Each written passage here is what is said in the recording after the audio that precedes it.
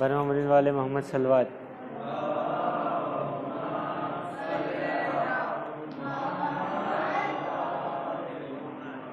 औज़ुबिल्लाहि मिनश्शैतानिर्रजीम बिस्मिल्लाहिर्रहमानिर्रहीम।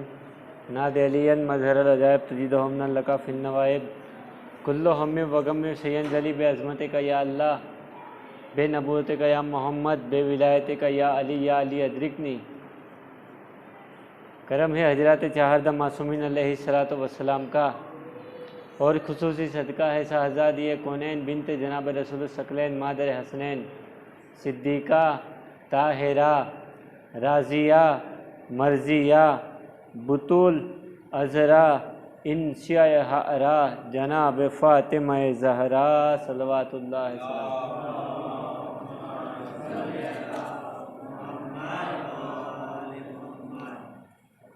एक सूरह फातिहा पढ़कर जिन्होंने आज न्याज़ हुसैन का इंतज़ाम किया है, मुझे पता नहीं है कि किन्होंने न्याज का इंतज़ाम किया है, लेकिन जिन्होंने भी न्याज़ हुसैन का इंतज़ाम किया है उनके मरहूमिन को और उसके अलावा जो भी मोमिन इस मजलिस में शामिल हुए उनके जो भी मरहूम इस दुनिया से रुखसत हो गए उनकी रूह को इसार करें।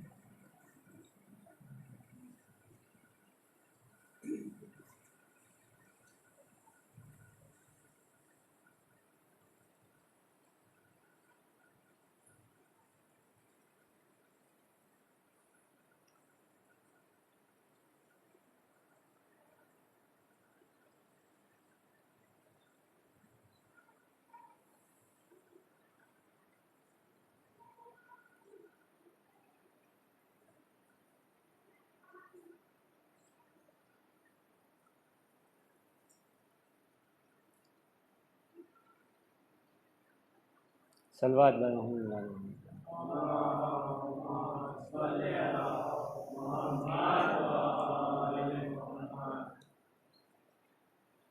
आप तमाम हजरात को इमाम ज़माना की विलादत की मुबारकबाद पेश करता हूँ। कल हमारी गुफ्तगू यहाँ तक पहुँची थी कि इमाम को अगर हम सच्चे दिल से बुलाते हैं तो इमाम आते भी है, इमाम मदद भी करते हैं। और इसी सिलसिले में हमने जो गुफ्तगू की थी तो जो बातें बयान की थी उसी से आगे आज बयान किया जाएगा। लेकिन जो लोग कल नहीं थे आज है उनके लिए मैं एक जुमला ये बयान कर दूं कि हम ये सोचते हैं कि साहब हमारा इमाम ज़माना से मुलाकात करना पॉसिबल नहीं है। हम लोग ये सोचते हैं कि हमारा इमाम ज़माना से मुलाकात करना पॉसिबल नहीं है। ये हमारे जहन के अंदर जो सवाल आता है कि हमारा पॉसिबल नहीं है, ये वसवसा शैतान हमारे अंदर डालता है। शैतान हमारे अंदर ये वसवसा डालता है कि भाई कहाँ तुम और कहाँ इमाम, तुम्हारा इमाम से मिलना इम्पॉसिबल है, तुम्हारा इमाम से मिलना पॉसिबल नहीं है। ये शैतान हमारे जहन के अंदर वसवसा डालता है। बल्कि इमाम ये फरमाते हैं कि अगर तुम्हारा और हमारा मिलना अगर मुमकिन न होता, अगर तुम्हारा और हमारा मिलना अगर इम्पॉसिबल होता तो हम कभी भी हमारी मोहब्बत तुम्हारे दिलों में न डालते। हमारे दिलों में हमारे इमाम की मोहब्बत होना ये दलील है कि हमारे इमाम हमसे मुलाकात कर भी सकते हैं और हम हमारे इमाम से भी मुलाकात कर सकते हैं। लेकिन हमारे दिल के अंदर वो चाह होनी चाहिए इमाम ज़माना से मुलाकात करने के लिए। हमारे जहन के अंदर वो तड़प होनी चाहिए। एक सलवात पढ़िए मोहम्मद वाले मोहम्मद पर।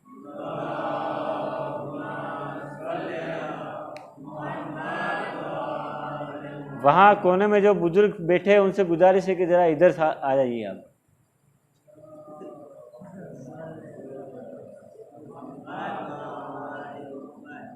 हमारे अंदर वो चाह होनी चाहिए कि हमें इमाम ज़माना से मुलाकात करनी है। अगर हम एक कदम आगे बढ़ाएंगे तो हमारे इमाम 10 कदम आगे बढ़ाएंगे। लेकिन अगर हम हमारे दिल के अंदर वो चाह नहीं रखेंगे, वो तड़प नहीं रखेंगे, तो फिर जब हम तड़प रखेंगे ही नहीं मुलाकात की तो हमारे इमाम हमसे मुलाकात करेंगे कैसे।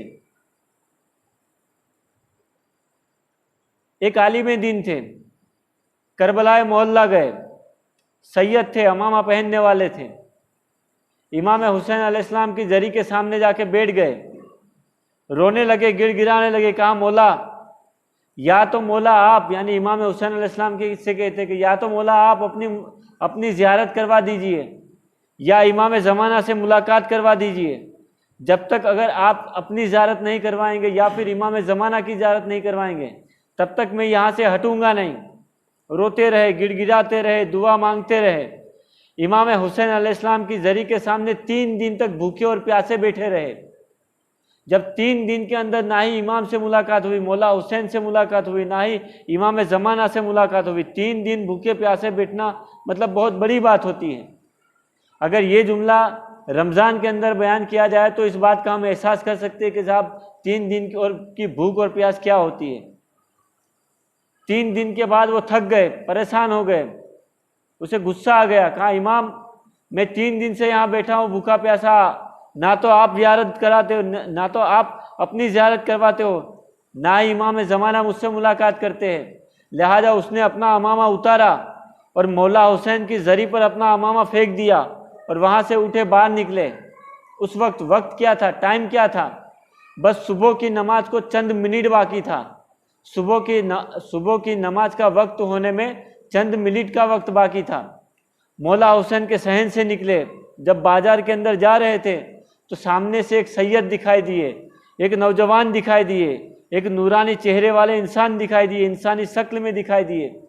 कहा ए सैयद कहाँ जा रहे हो? कहा 3 दिन से मौला हुसैन के हरम में बैठा हुआ हूँ, रो रहा हूँ, भूखा प्यासा हूँ।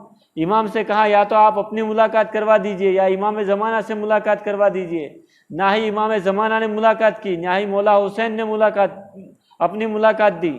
अब जा रहा हूँ मैं अपने घर। कहा आपका आने वाले शख्स कहते हैं कि आपका अमामा कहाँ गया? उन्होंने कहा मैंने अपना अमामा उतार के मौला हुसैन की जरी के ऊपर फेंक दिया। उसने कहा कि सैयद बिना अमामा के अच्छे नहीं लगते, आइए बाजार से एक अमामा खरीदते हैं। टाइम क्या था? सुबह की नमाज का वक्त होने में चंद मिनट की देर थी। आने वाले शख्स ने कहा कि सैयद बिना अमामे के अच्छे नहीं लगते। अपने साथ ले गए, एक दुकान सामने खुली थी, दुकानदार को इशारा किया कि इसे एक अमामा दो। दुकानदार ने अमामा सब्ज कलर का अमामा दिया। आने वाले शख्स ने कहा कि अमामा पहन लीजिए। उन्होंने अमामा पहना। इतने में सुबह की अजान हुई। आने वाले शख्स ने कहा कि देखो सुबह की अजान हो रही है, आइए पहले जाकर नमाज पढ़ते हैं। मौला हुसैन के हरम मुबारक के अंदर जो आलिम दीन है, जो नमाज पढ़ाते हैं जमात नमाज, वो बहुत ही मुत्तकी और परहेजगार इंसान है, उसके पीछे नमाज पढ़ते हैं। वो शख्स के जो नाराज होकर चला था वो भी साथ में वो भी गया, और जो शख्स सामने से आया था वो भी गया। दोनों नमाज पढ़ने के लिए गए। देखा कि अजान हो चुकी थी, इकामत हो रही थी। वजू उन लोगों ने वजू किया, और वो जो शख्स सामने से आया था उन्होंने इससे ये कहा कि जो नाराज होकर चले जा रहे थे उनसे कहा कि आप इनके पीछे नमाज पढ़िए, ये मुत्तकी और परहेजगार इंसान है। तो वो आलिम दीन ने कि जो नाराज होकर चले जा रहे थे उन्होंने कहा कि ठीक है मैं नमाज पढ़ता हूँ। तो जो नमाज पढ़ाने वाले आलिम थे वो आगे खड़े थे, उसके पीछे सबे लगी हुई थी। तो ये जो नाराज होकर जा रहे थे वो पीछे नमाज पढ़ने के लिए सबके अंदर खड़े हो गए। इतने में उन्होंने देखा कि जो मुझे कह रहा है कि ये बहुत मुत्तकी और परहेजगार इंसान है, इसके पीछे नमाज पढ़िए, वो खुद नमाज पढ़ने के लिए खड़े नहीं हो रहे हैं। इन्होंने देखा कि ये कहाँ जा रहे हैं, तो ये पहली सब, दूसरी सब, तीसरी सब, यहाँ तक कि जो आलिम दीन जो नमाज पढ़ाने के लिए सबसे आगे खड़े हुए थे उससे आगे मेहराब के अंदर वो शख्स चले गए। उसके बाद नूरानी चेहरा हो गया, नूरानी हस्ती हो गई, और वहाँ खुद नमाज पढ़ने लगे। वो कहते हैं कि वो आलिम दीन ने नमाज शुरू कर दी थी, मैंने भी नमाज शुरू कर दी, मैंने भी नमाज बांध ली। जब मेरी नमाज ख़त्म हुई तो उसके बाद मैंने देखा तो वो वहाँ से गायब हो चुके थे। अजीज़ान मोहतरम, वो गायब तो हो चुके, लेकिन उसके बाद वो जो आलिम दीन थे जो नाराज़ होकर वापस गए थे, अमामा फेंक के वापस गए थे, वो कहते हैं कि मैंने वापस बाज़ार के अंदर गया, मुझे अंदाजा तो हो गया था कि ये आने वाला शख्स कोई मामूली नहीं था। अगर मामूली होता तो वो भी उस आलिम दीन के पीछे नमाज पढ़ता, लेकिन वो उस आलिम दीन से भी आगे चला गया और उसका चेहरा भी नूरानी हो गया, वो खुद नूरानी हो गए थे। लिहाजा ये आने वाला शख्स और कोई नहीं था बल्कि हमारा ज़माने का इमाम था। अब वो कहता है कि उस शख्स ने, वो आने वाले शख्स ने यानी इमाम ज़माना ने मुझे एक अमामा खरीद के दिया था, मुझे अमामा दिया था। उन्होंने पैसे नहीं दिए थे, लेकिन उस दुकानदार को इशारा किया था। वो कहता है कि मैं उस दुकानदार से मिलने के लिए गया, जब जहाँ पर मैं पहुँचा कि जहाँ पर उन्होंने मुझे अमामा खरीद के दिया था वहाँ पर ना कोई दुकान थी, ना कोई दुकानदार था, ना कोई अमामा बेचने वाला था। तो अजीज़ान मोहतरम, आपने देखा ना कि 3 दिन तक वो बंदा भूखा प्यासा बैठा रहा, लेकिन जब मायूस होकर जा रहा था जब बेअदबी करके जा रहा था तब भी इमाम ने उसको मुलाकात दी और इमाम ने उसके साथ मुलाकात की और उसकी मुलाकात करने की तमन्ना इमाम ज़माना ने उसकी मुलाकात करके वो पूरी की। एक सलवात पढ़ दिए मोहम्मद वाले मोहम्मद।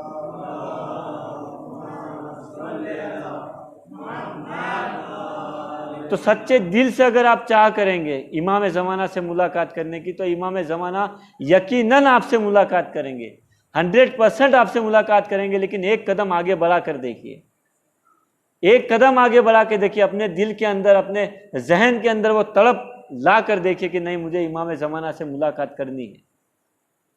शिया का एक काफिला हज करने के लिए गया, ईरान से गया, ईरान से एक शिया का काफिला गया हज करने के लिए। बाय रोड गया, वो बस में बैठकर, लग्जरी में बैठकर गया। जब हज करके वापस आ रहा था तो उसके साथ जो दूसरी लग्जरिया थी, जो दूसरी बस थी, वो सब दूसरे फिरकों की लग्जरी थी। शिया फिरके की सिर्फ ये एक लग्जरी थी जिसके अंदर सारे शिया थे। आप बोर तो नहीं हो रहे हो?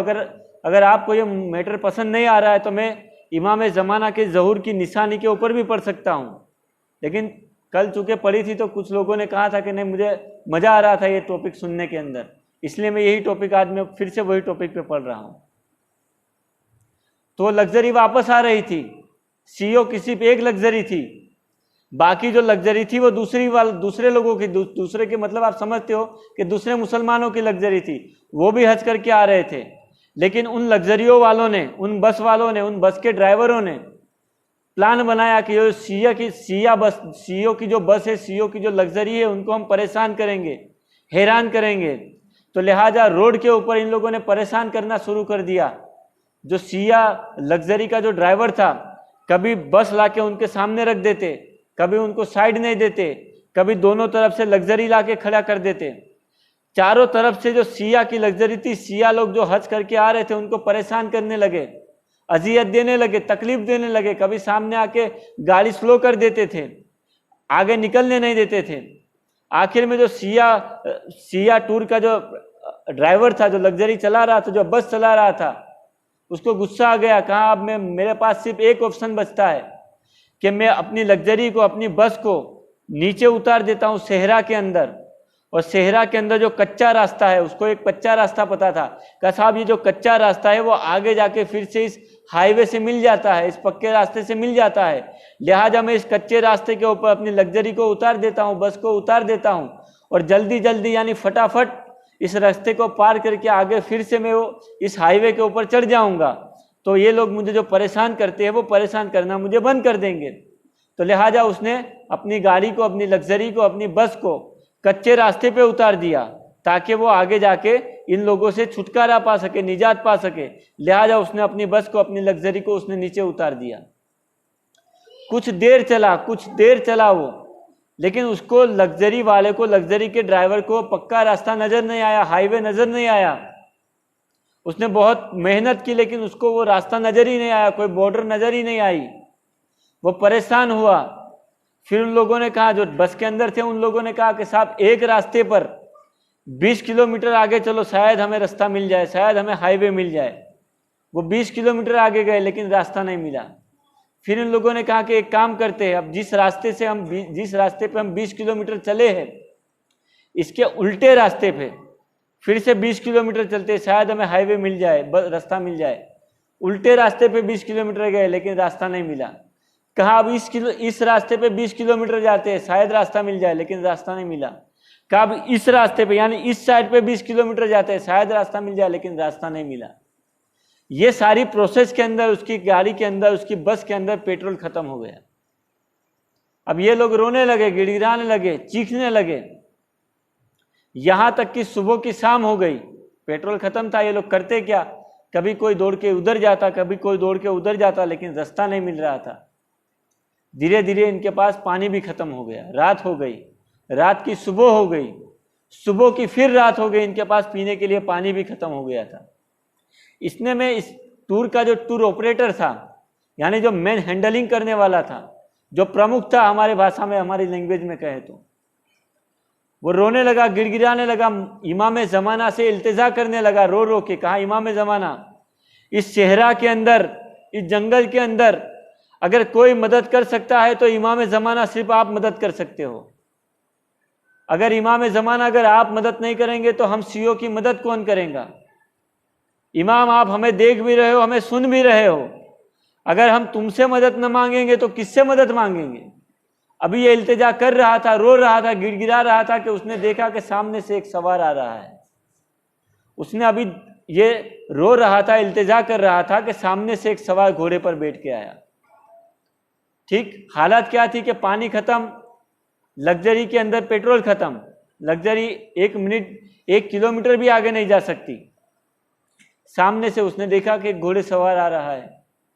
घोड़े सवार नजदीक आया, उसके करीब आया और घोड़े सवार ने आके कहा कि अपनी गाड़ी में बैठो और जिस दिशा के अंदर तुम्हारी गाड़ी खड़ी है उसी दिशा के अंदर 20 किलोमीटर चले जाओ, तुम्हें रास्ता मिल जाएगा, बॉर्डर मिल जाएंगी।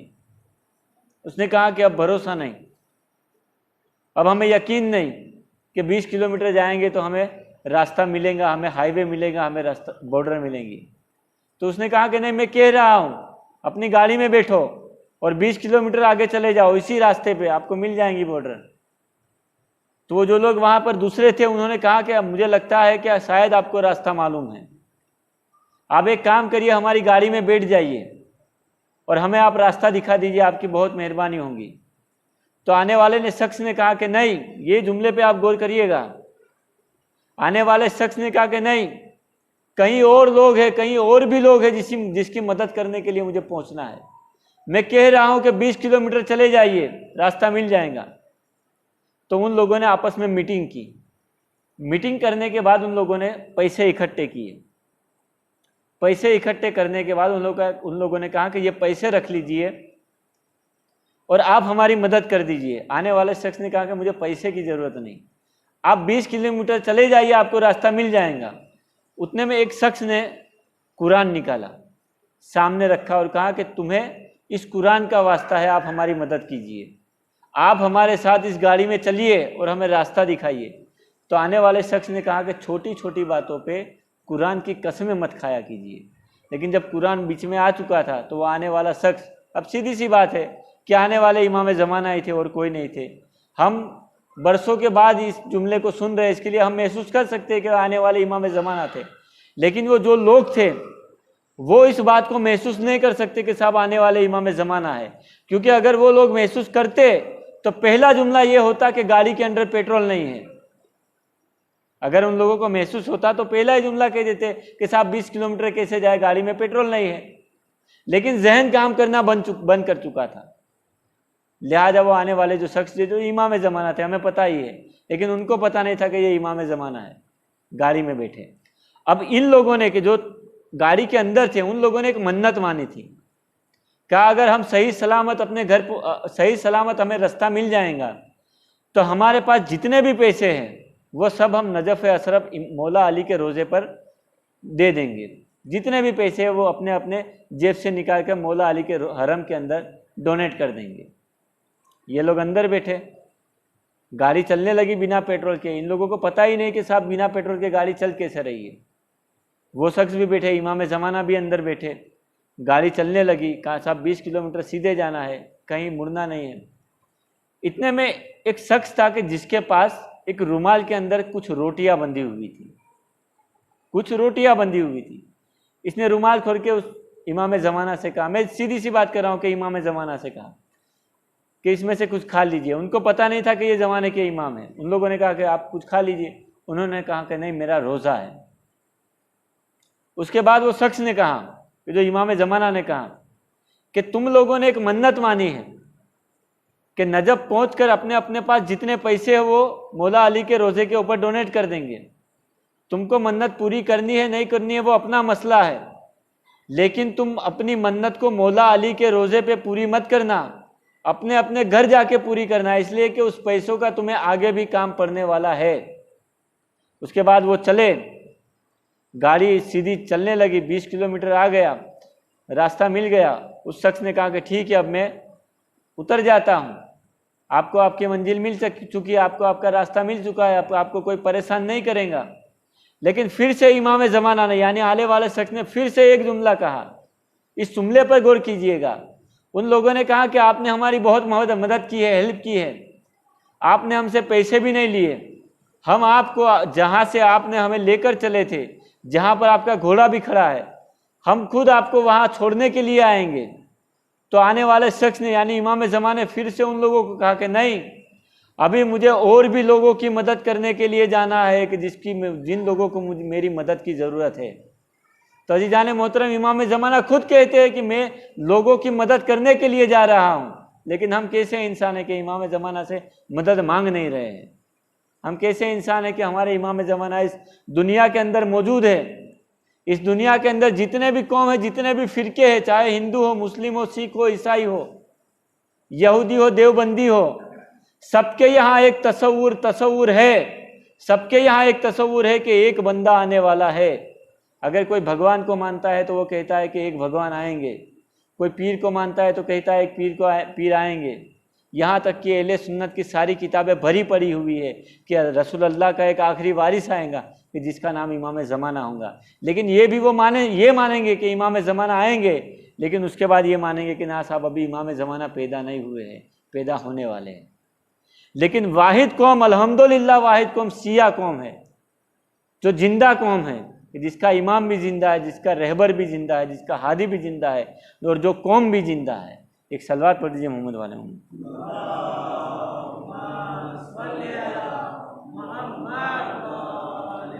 तकरीबन 15 मिनट हो चुके हैं और मुश्किल से 10 मिनट और, इसलिए कि आज न्याज़े हुसैन का भी इंतज़ाम है और मुझे लगता है कि बनने में भी थोड़ी देर हुई होंगी। लिहाजा आपके कितनी दिलचस्पी से सुनते हो इसके ऊपर मैं मद्देनज़र रखते हुए पढ़ूंगा कि मुझे 15 मिनट पढ़ना है या 10 मिनट पढ़ना है।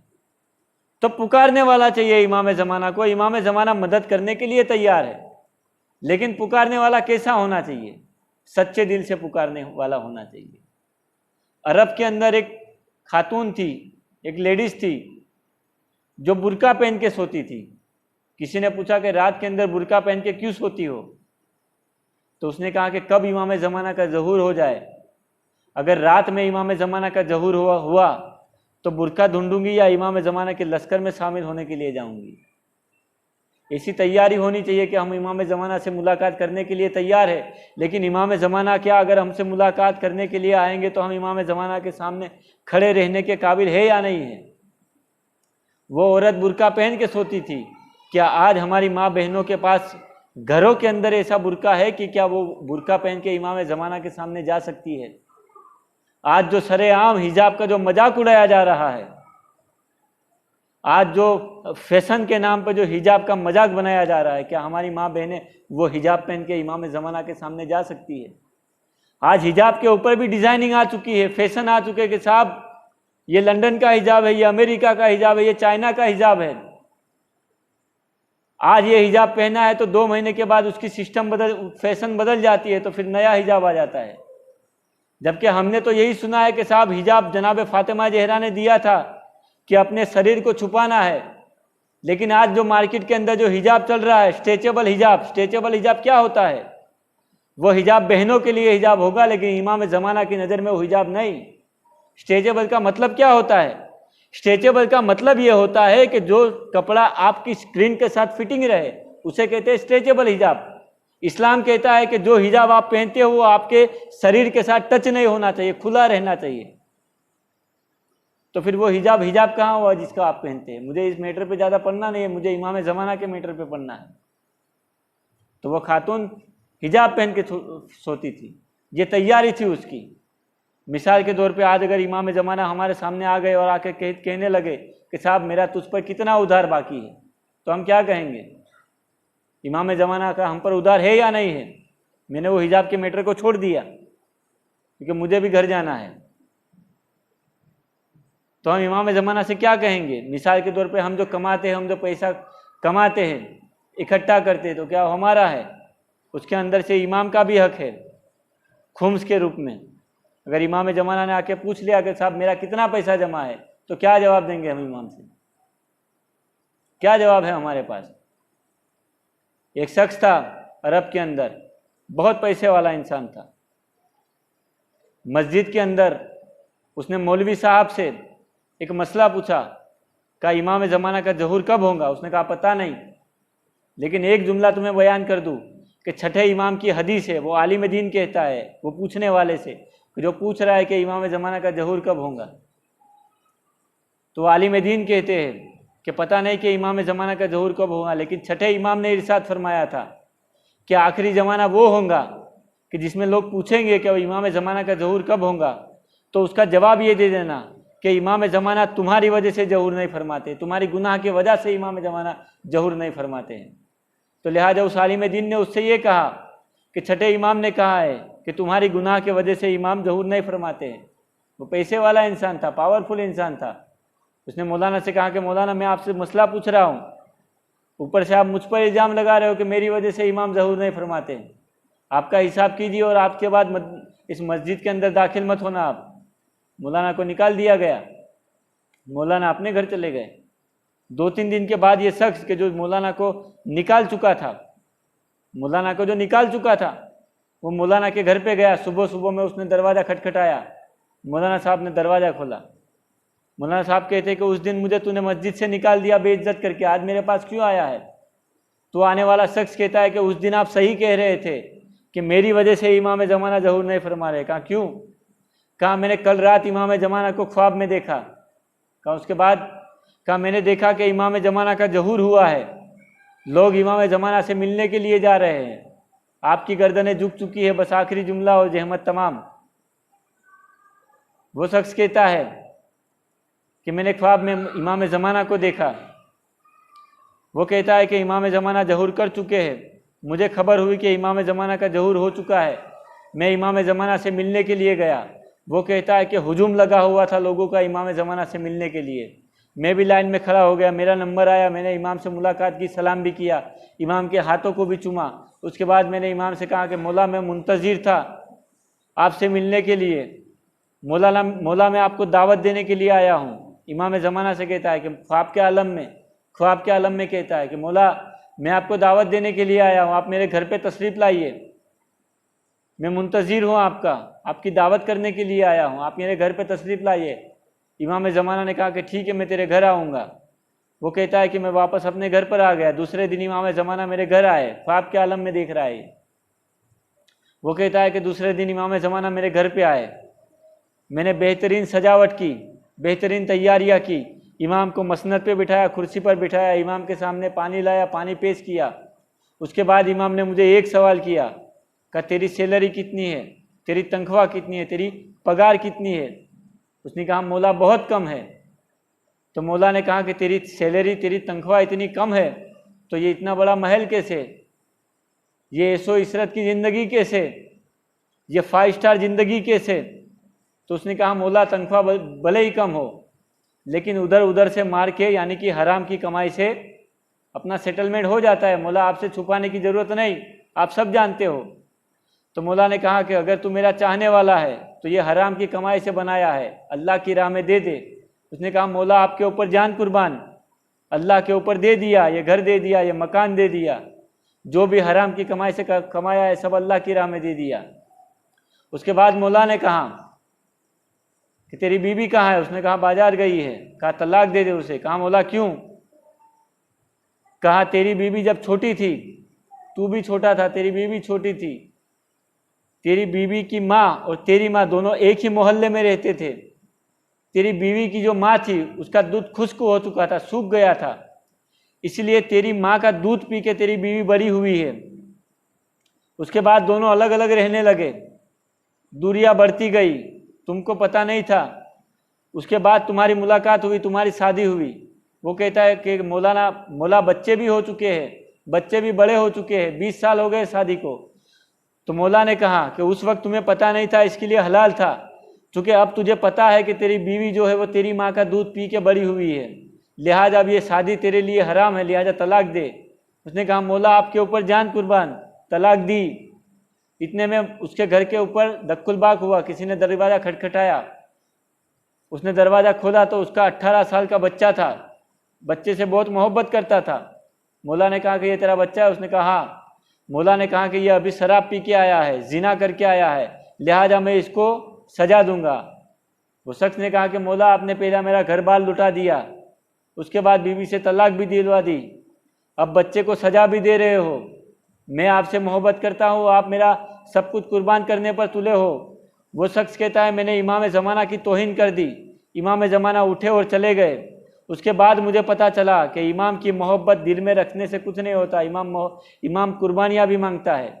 अब जो हजरात बाहर बैठे हैं उनसे मैं बहुत अदब के साथ एक जुमला कहना चाहता हूँ, जब भी मैं मजलिस पढ़ता हूँ कि कम से कम बाहर बैठने वालों के ऊपर एक जुमला तो कहता ही कहता हूँ, इसलिए कि मुझे फ़र्क नहीं पड़ता कि कौन क्या सोचे, लेकिन हक बात तो हक बात होती है कि इमाम ज़माना के ज़हूर की हम तमन्ना भले करें कि हम इमाम ज़माना आएंगे तो उनके लश्कर के अंदर शुमार होंगे, लेकिन उसी इमाम ज़माना की माँ जनाब फ़ातिमा ज़हरा इस मजलिस पे आती है और हम बाहर बैठे हुए खाने का इंतज़ार करते हैं। इसलिए हम खाने का इंतज़ार कर सकते, इमाम ज़माना का इंतज़ार नहीं कर सकते, इसलिए कि हमारा आलम तो ये है कि जहाँ चावल का दाना वहाँ मोमिन का आना। इसलिए हम इमाम ज़माना का इंतज़ार नहीं कर सकते, हम चावल के दाने का इंतज़ार कर सकते हैं। इमाम ज़माना कुर्बानी मांगते हैं। कल हमने अरीज़े लिखे, मजलिस ख़त्म हो गई। एक जुमला मैंने कहा ना कि बाहर बैठने वालों पे मैं हरगिज़ पढ़ता हूँ, ये एक जुमला उनके लिए है। सुनना आपको पड़ता है, जुमला बाहर बैठने वालों के लिए होता है कि साहब तो मेरा जुमला क्या था कि जहाँ चावल का दाना वहाँ मोमिन का आना। कल हमने अरीज़े लिखे, सबने अरीज़े लिखे, क्या लिखा कि मौला ये चाहिए, मौला करोड़पति बना दे, मौला अरबोपति बना दे, मौला फॉर्च्यूनर दे दे, यही तो लिखा। लेकिन कोई बंदा ऐसा हो कि ये कह दे कि मौला मैं डेडियापाड़ा जमात में मैं सब जानता हूँ, उसके लिए मैं अपनी जमात के लिए ही करता हूँ। कि किसी बंदे ने ऐसा लिखा कि मौला हमारी जमात के अंदर भंडारी नहीं है, लिहाजा मस्जिद बहुत ख़राब रहती है, लिहाजा आज से रोज़ हर हफ्ते में 10 मिनट मस्जिद को साफ़ सफाई करने में लगाऊंगा। किसी ने लिखा कि मौला आपसे पहले मैं सुबह की नमाज़ नहीं पढ़ता था, आज के बाद आपकी मोहब्बत में सुबह की नमाज़ पढ़ूंगा। मौला आपसे पहले मैं मजलिस में नहीं बैठता था, सिर्फ खाना खाने के लिए आता था, लेकिन आज के बाद बैठूंगा आपकी मोहब्बत में। मौला आज से पहले जुमेरात की मजलिस में कभी नहीं आता था, लेकिन आज के बाद जुमेरात की मजलिस में आऊँगा। मौला मांगते हैं कुर्बानी, हमें चाहिए फॉर्च्यूनर। तो ये दोनों का कभी मुकाबला नहीं हो सकता। कुर्बानी दे कर देखिए, मौला को पुकार कर देखिए, मौला यकीनन आएंगे। मौला कह रहे हैं कि मैं तुमसे मिलने के लिए तैयार हूँ, मौला कह रहे हैं कि मैं तुमसे मुलाकात करने के लिए तैयार हूँ। कल मैंने एक जुमला पढ़ा था, कल मेरे पास वक्त नहीं था, लेकिन कल आज मुझे एहसास हुआ कि उस जुमले को मैंने आधा छोड़ के बहुत बड़ी गलती की है। वो उस जुमले को दोहरा के उसके पीछे का जो मकसद था वो बयान कर दूँ। मजलिस ख़त्म हो चुकी है, ये जो 1 मिनट ले रहा हूँ वो एक्स्ट्रा ले रहा हूँ। कल मैंने एक जुमला कहा था कि एक बंदा कई सालों तक हज के लिए जाता रहा, इमाम ज़माना से मुलाकात हो जाएंगी, इस गरज से हज के लिए जाता रहा। कल मुझे साल याद नहीं था कि कितने साल तक वो गया। वो 21 साल तक गया, 21 साल तक वो हज करने के लिए गया कि शायद इमाम ज़माना से मुलाकात हो जाए। कल मैंने बयान किया था, लेकिन जब इमाम ज़माना से मुलाकात नहीं हुई तो वो हार गया। उसके बाद हज पे जाना बंद कर दिया उसने। फिर एक बार वो हज पे गया तो उसकी इमाम ज़माना से मुलाकात हुई, तो इमाम ज़माना ने उससे कहा कि मैं कई सालों से तुझसे मिलने के लिए तैयार था, लेकिन तेरे और मेरे दरमियान में गुनाह था, गुनाह का पर्दा था, जिसकी वजह से तेरी और मेरी मुलाकात नहीं हो रही थी। यहाँ तक मैंने बयान किया था, लेकिन मैंने वो बयान नहीं किया था कि वो गुनाह क्या था। उसने पूछा कि मौला वो क्या गुनाह था, खत्म हो गई मजलिस। मौला वो क्या गुनाह था कि जिसकी वजह से आप मुझसे मुलाकात नहीं कर रहे थे। तो मौला ने कहा कि 21 साल से तेरी बहन तुझसे नाराज थी, और जब तेरी बहन तुझसे नाराज थी तो तेरा इमाम तुझसे कैसे राजी हो सकता है। तो अगर इमाम ज़माना से मुलाकात की चाह है तो पहले बहन को राज़ी कीजिए, भाई को राज़ी कीजिए, माँ बाप को राज़ी कीजिए, पड़ोसी को राज़ी कीजिए, फिर तमन्ना कीजिए और फिर देखिए कि इमाम तुमसे कैसे मुलाकात करते हैं। एक सलवात पढ़ दिए मोहम्मद वाले मोहम्मद पर।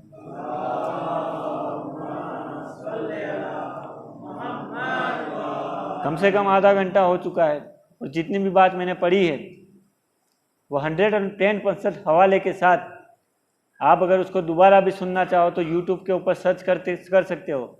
अल्लामा आरिफ हुसैन काज़मी इमाम ज़माना से मुलाकात, ये सारी जो छोटी छोटी क्लिप है उसके अंदर आ जाएंगी। उसके अलावा भी बहुत सारी क्लिपें हैं। अल्लामा आरिफ हुसैन काज़मी इमाम ज़माना आप सर्च करेंगे तो सारी क्लिपें जो मैंने बयान की है कल और आज, ये सारी क्लिपें आ जाएंगी। मुझसे बेहतर तरीके से वो बयान करेंगे, आप सुनेंगे, आपको अच्छा लगेगा, मज़ा आएगा। तो आइए जितने मोमिन इस मजलिस में शामिल हुए, कल भी मैंने कहा था कि मुझे ईरान के अंदर एक आलिम दीन ने कहा था कि अगर कोई भी दुआ कबूल करवानी हो तो 3 मरतबा सलवात पढ़ दीजिए। और आज हम इमाम ज़माना की विलादत की खुशी मनाने के लिए बैठे हुए हैं यहाँ पर। तो जितने भी मोमिन इस मजलिस में शामिल हुए, उनकी जो भी तमन्ना है, जो भी मुराद है, कल जो भी उन्होंने अरीज़े के अंदर अपनी तमन्नाएं मुरादें लिखी है, उन दुआओं को कबूल होने के लिए, और जो भी इस मोमिन मजलिस में शामिल हुए हैं उनकी सेहत और सलामती के लिए, लंबी उम्र के लिए, उनकी सारी दुआएं कबूल होने के लिए 3 मरतबा बावाज़ बुलंद नारे सलवात।